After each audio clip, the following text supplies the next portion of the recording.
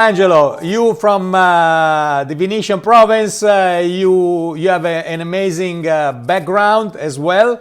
Let's talk a little bit about your career, your brilliant career when you came to the States. Then you started to work in some restaurants, and then the dream became reality. You opened up your own restaurant with the Graspa Group. Well, more than a career, was like working hard and having fun. That's Always typical fun. from people from the Venetian province, working hard. Yeah, correct, correct. So tell us something about that career.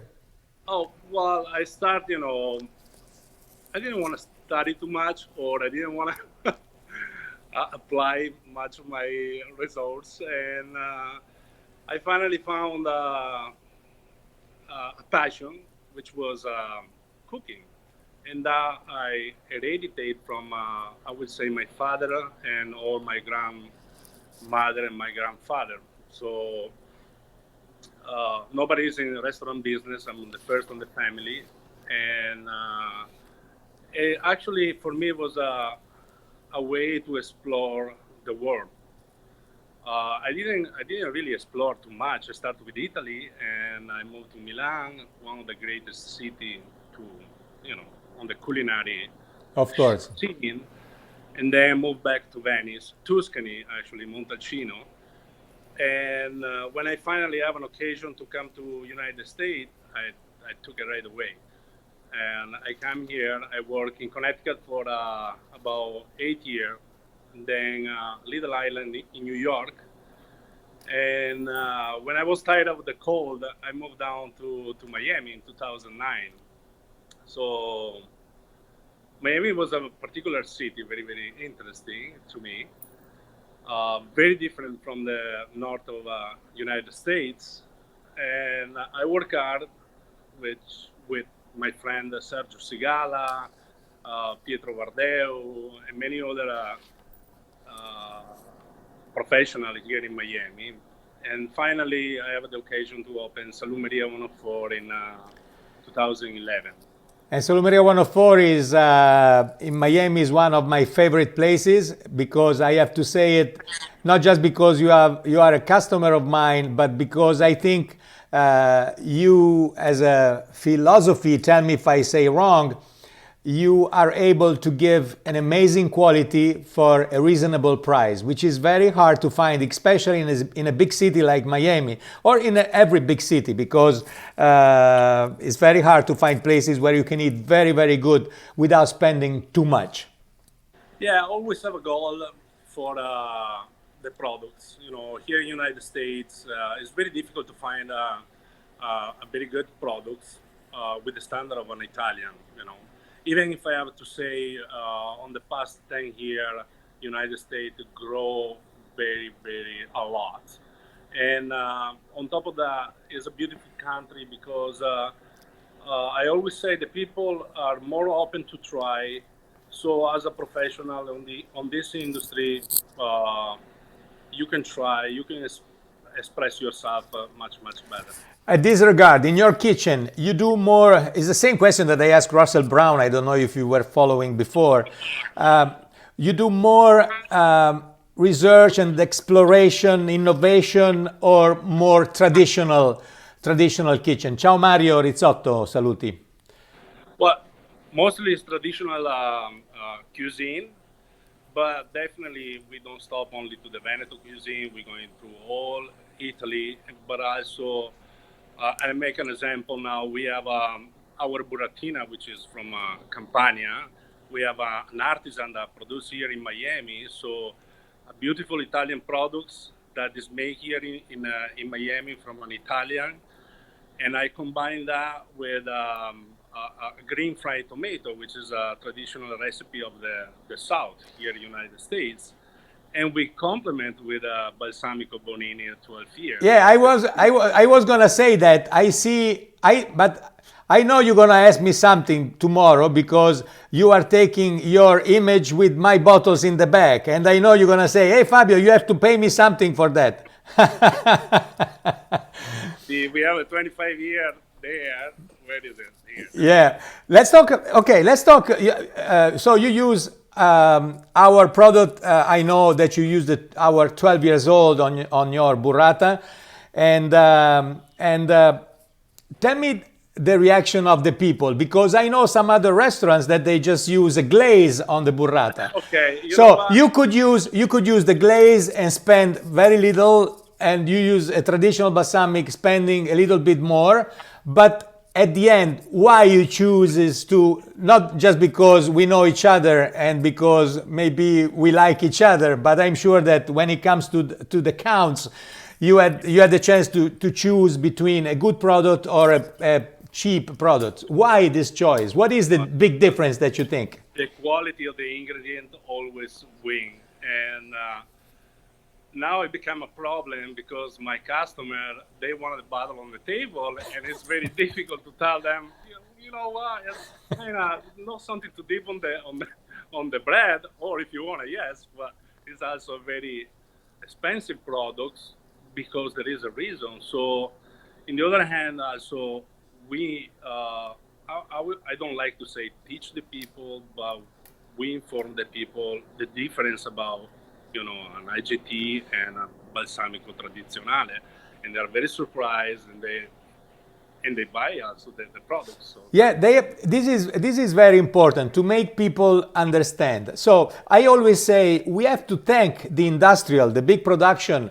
they have spread the word aceto balsamico di Modena all over the world. You can find everywhere, even in a small island lost in the middle of the Pacific Ocean. If you go there, you go into a little market, you find a bottle of but also balsamic. thanks to you, because you're always an ambassador of the balsamic. That's the other job. So what I was saying, I thank the industrial because they spread the word balsamico di Modena all over the world. Now is our job, small producers, small traditional balsamic producer, to make people understand the difference and even the way it's made. So you've been to Modena, you've been to our production, and you saw how we produce the traditional balsamic. Maybe you can say it, because if I don't want to say, because it seems that I want to say too many things about my product. But let's talk about traditional balsamic in general. What do you think and what do you feel is the difference, and why you choose a traditional product instead of using a glaze or making a reduction with an IGP product? Because they have a different finisher when you taste the products, and first of all, you don't feel the sugar. That's very, very important for me. And there is different level also of balsamico, going up with the age and different application. And for me, that is one of the good thing about the balsamic Bonini, or also other balsamic, because you know you are a beautiful producer, and there is many other producers that make incredible products. Thank you. Thank you so much. And how do you use balsamic in your kitchen, Angelo? In my kitchen, Yeah. I like it. I like You it. said burrata, but I know Burrata, that you do also, something else we with. serve on the 12th year. We serve on the lamb chop with artichoke, and I think it's a perfect combination.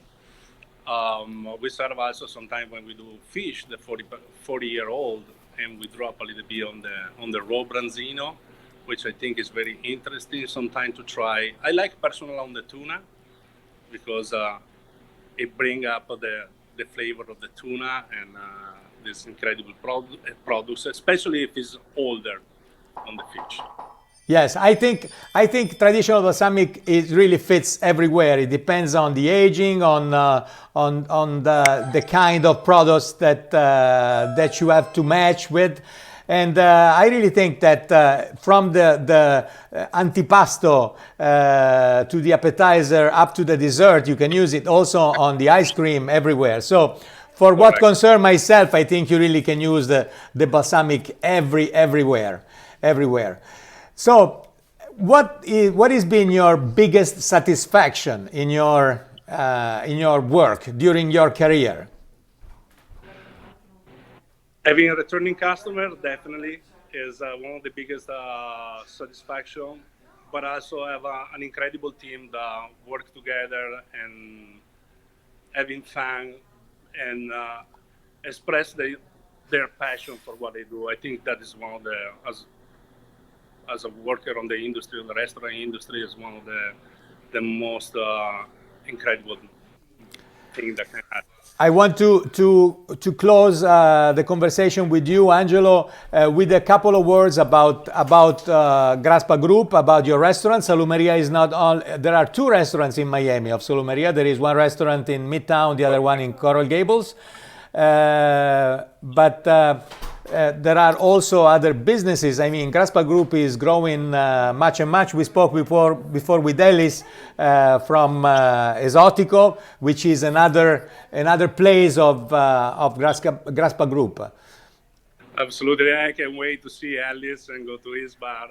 And believe me, all Graspa Group right now, we are getting ready to reopen, and hopefully it's gonna happen soon.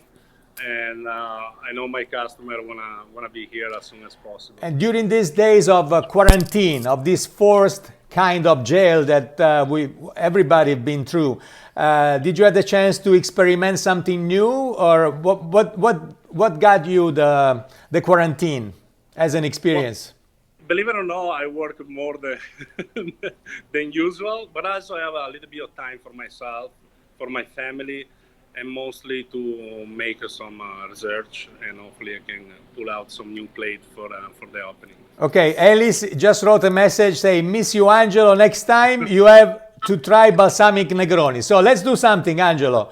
As soon as this is going to finish, we can meet each other again. I hope really, really soon.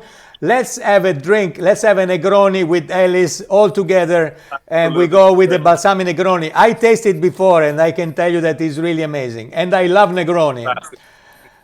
Angelo, thank you so much for being with us today. Thank you for being such a loyal client, and I hope to see you soon. Thank you. Bye-bye. Bye. Bye-bye.